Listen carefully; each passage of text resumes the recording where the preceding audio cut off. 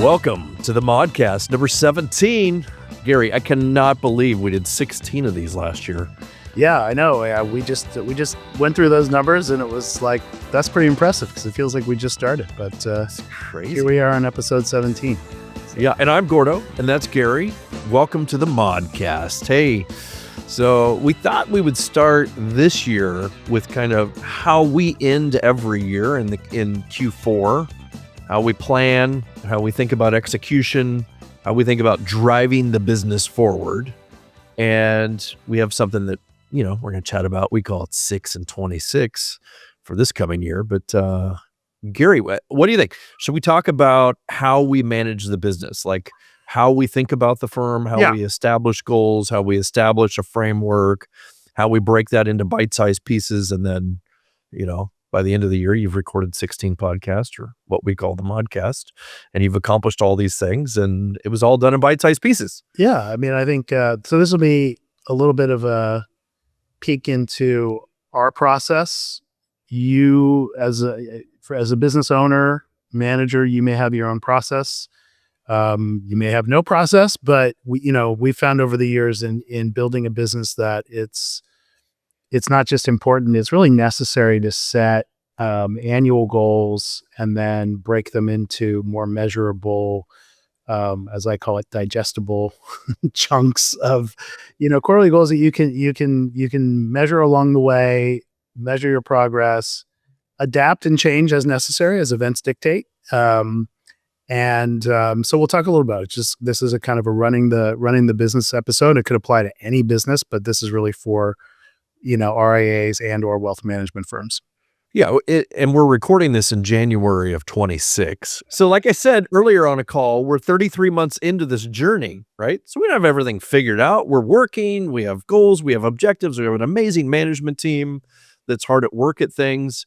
And this 6 and 26 goals for 26, all it does is it points us in a direction. Where do we want to accomplish, or what do we want to accomplish? Where do we want to spend our time and our focus? And we have 6 objectives for the firm. So let's just jump in and we'll talk a little bit about that's how we do it. We set objectives, we set goals, and then break it up into these, as you said, digestible chunks. Yeah, I mean, and I think about it as there was a term used in journalism years ago, maybe still used, called the inverse pyramid, where it's broad at the top and then it gets narrower as you go down. So you got the big goals that would be for us our 6 and 26, and then you break them down into the smaller actions needed to accomplish those goals. So we'll just talk broadly about our goals. We're not going to give you the details because we don't know who's listening, but we'll give you we'll give you the single click, not the double click. Right. And definitely not the double click, whatever that is. So, should we just go through all 6 real quick, high level, and then we'll jump into each of them? Yeah, let's do it. How's that? All right. Yeah. So the first one, we have a platform. We built a really nice platform. We have a great client experience, but we want to enhance that, right? We want to build and roll out an enhanced end-to-end client experience. Yeah. We'll click into what that means in a minute. Okay. We want to, we've had an AI task force that's been working regularly, and the task force has already built some stuff and we've deployed it, and we're going to implement more of what the task force has come up with in 26. We're going to launch our Arizona growth and operations hub to support advisor growth and operational excellence firm-wide. And this will be our second growth and operations hub. This will complement our existing hub in the Kansas City area. So. That's already up and driving, great meeting action to the advisor community across the country. That Kansas City hub's it was the first investment we made, right? We knew that we needed to focus on organic growth and driving organic growth to our offices. And that was the first investment we made. So as Gary mentioned, this is the second version of that. It's going to be larger in footprint. but it'll be number 2. Kansas City will always be there and driving productivity. We have what we call our advantage offerings business line. So we have some goals around that. We can talk a little bit about what the advantage offerings are. We have an acquisition goal. It's, some goals are around AUM, some goals are around people, some goals are around EBITDA or the profitability of the firms that we acquire. But we have an acquisition goal, an inorganic goal. And then we have an organic growth goal, which is net new clients. And we've talked several times on the Modcast about what we consider organic growth. Gary, you give the 2 ups and the 2 downs. I love the way you package it. What are the 2 ups and the 2 downs on organic growth? Yeah, the 2 ups or the 2 positive inputs are new assets or assets from new clients and new assets from existing clients. And then the two downs are withdrawals or redemptions from existing clients and terminations, clients who leave you forever. Yep, that happens. All right, so those are our 6 goals. End-to-end client experience enhancements, 26 AI task force roadmap implementation, the organic growth and operations hub in Arizona, the AO business line and some objectives around that, an acquisition target, and most importantly, the most valuable thing any firm can do, any firm, any RIA, the most impactful thing you can do is drive organic growth. So we have objectives around that. So we have a couple around organic growth. We have a couple around operational efficiency. We have one around driving AUM via acquisition. So a couple around really the services. Yeah. Enhancing, expanding, always looking to evolve and expand the service offerings that we have available to our clients. Yeah. Extreme client care, right? How do we provide it? Well, the client experience is around that. The advantage offering business lines around that. But that's how we start, right? Like, what are the things that we want to accomplish in the next year? So Mike, Gary, Jason Del Cole, myself, we sat in a room. We had Danielle Kopetsky, our chief of staff, and we really started to lay out a framework around, okay, in our 3rd full year in business, what are the things that are most important for us to work on that are most impactful to the client life, the advisor life, the people that support the advisor across our firm. And then that's how we came up with these 6 goals, right? We started with probably 18 or 20, and we kind of narrowed them down to these 6. And these are also things that are we benefit, I think, sorry, a little sidebar, but one of these things, like I went to business school. One thing I remember was they gave us at some point like a copy of Johnson & Johnson's mission statement from like 1936 or something like that. It's like a classic. I don't even know. Maybe it's from 1966. Maybe it's from 1906. I don't know. But it's a classic sort of much more wordy than what you would ever see today. Today it would be like, let's go, let's do this, but it was first we exist to serve the mothers and babies. They were talking about like baby powder and rash cream and all this stuff. But it talked about all of the different stakeholders in their world. They wouldn't have used the term ecosystem then, I'm sure. And then finally it got to like shareholders and things like that. So for us, clients come first. Obviously, there is nothing without the clients. Our team members, everyone working in the business, having a great life, a great career, hopefully, certainly the opportunity to build and grow their careers. And then ultimately, a substantial number of our employees are shareholders. And what's good for you as an owner and or investor or shareholder in the business. And all these things should work in concert. The things that are good for the client, that are good for the employees, that are good for the shareholders. Ideally, if you've got a really good business, all of those things complement each other and they're not in conflict with each other. Ideally, all of these goals are not just goals in and of themselves. It's not just growth for the great sake of growth. It's not just adding things for the sake of adding things. It's that it actually makes everyone's life better as a client, as an employee, as a stakeholder, because it just improves the overall quality of what we do, how we do it, why we do it. Those are our 6 objectives. Now, we're organized in such a way, I think we have 19 people in our leadership, team, including you, Mike, Jason Del Cole, and myself. I think there's 15 others, and we have a call every Monday, right? And we have a call every Friday, and they're very productive.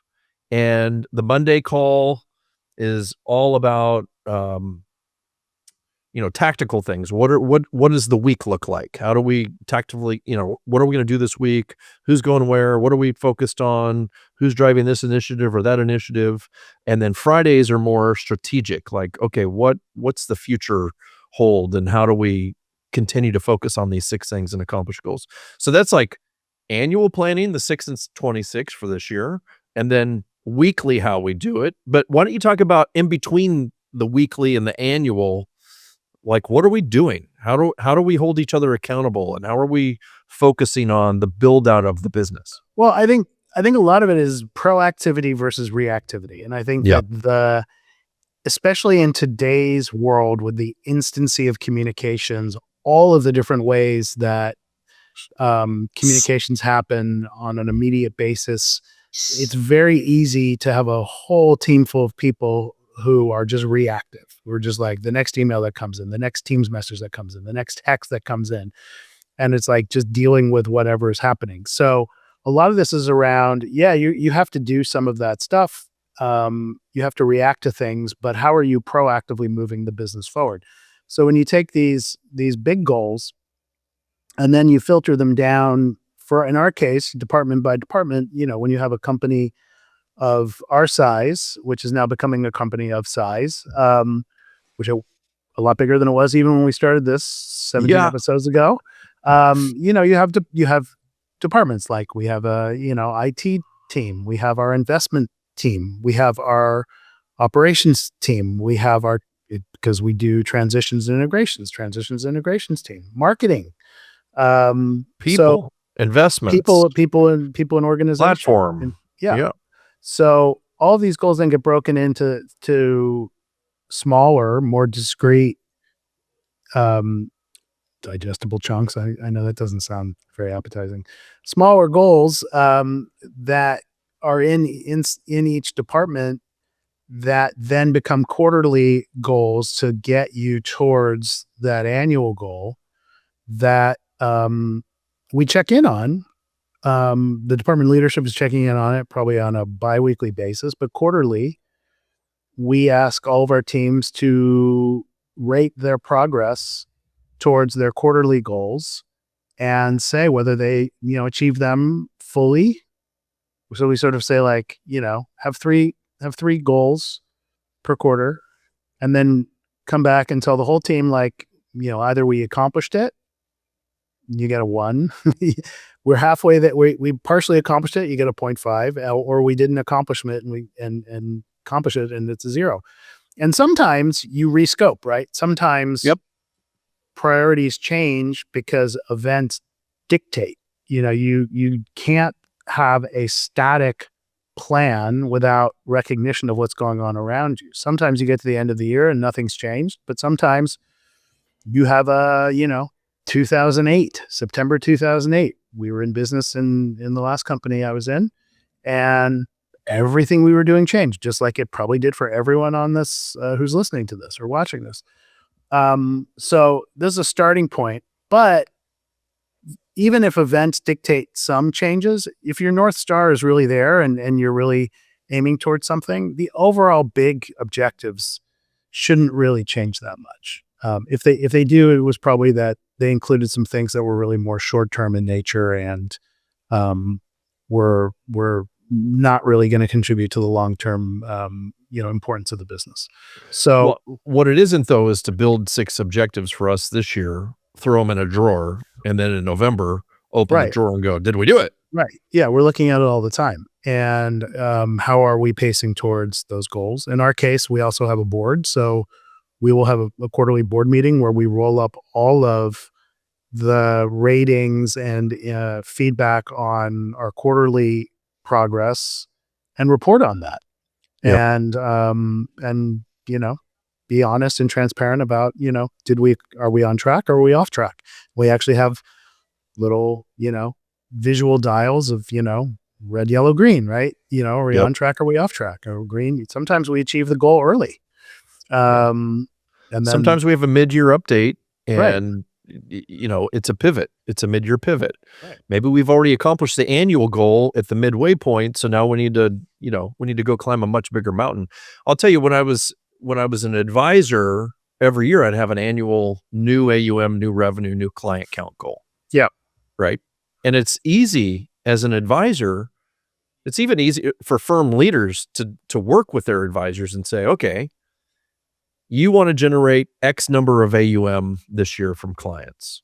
So what's your average client today size? Let's say you wanted $50 million of new AUM. Your average client was $2 million. All right. So you need to bring on 25 new clients. Right. So how many prospects do you need to talk to? So how many people, how many doors you need to knock on, how many phone calls you need to make, how many actions do you need to take this week to drive a couple of new clients every month at your average size, so you get to your 50 million. Like, you literally break it down by week and action, and that's what we're doing in the bigger business. Yeah. And it's literally the same process. Yeah. So if you're a 1-person or 3-person shop, it could be, it might not be 6 goals, it might be 2 or 3, but the same principles apply. Where do you want to be? Where are you now? Where do you want to be in 12 months? What do I need to do between here and there to get there? But then how do I hold myself accountable or my team accountable in the short run, and reward, by the way, for success, which is really important. Celebrate success, encourage, give feedback, help. Management is not just watching, it's actually, getting involved. And if there's stumbling blocks or challenges, like, what do we need to do to remove those stumbling blocks, or big rocks, as people like to talk about? And, and if you do a good job at that, sometimes you just get lucky, sometimes you just get unlucky, but mostly it's just hard work getting up every day and just pushing on the rocks. It's just doing the work. Right. And, look, this is how we've organized our firm. We have annual big objectives. We have quarterly actions towards those objectives. We have weekly touch bases with the whole team, and everybody knows their part. Everybody knows what they're to do. We're all oriented towards the same objectives and goals, and it's a full team effort. For you and your firm, if you're an owner of an RIA, it might literally be, again, I want to drive $50 million of new AUM. That might be one goal. The next goal might be, I want to add a client service objective. I want to add tax planning or estate planning or financial planning, or I want to revamp the way we allocate capital and deploy money for people. So you should have some business growing goals, some client service objectives, some efficiency drivers that you're focused on. If you want to build a really big, really nice advisory practice, what do you have to do in the next 12 months to put yourself in position to do those things? So again, annually, quarterly, monthly, weekly objectives. That's how we manage the firm. And it seems to be going quite well. So far, so good. Knock on wood. Yeah, right. Well, again, I'm Gordo. That's Gary. You can catch us on all the favorite podcasts, or as we call it, the Modcast listening platforms, YouTube, Spotify, Apple, all the stuff. Share, like, promote, ask us questions. Send it in. We love questions. So thanks so much. We'll catch you next time.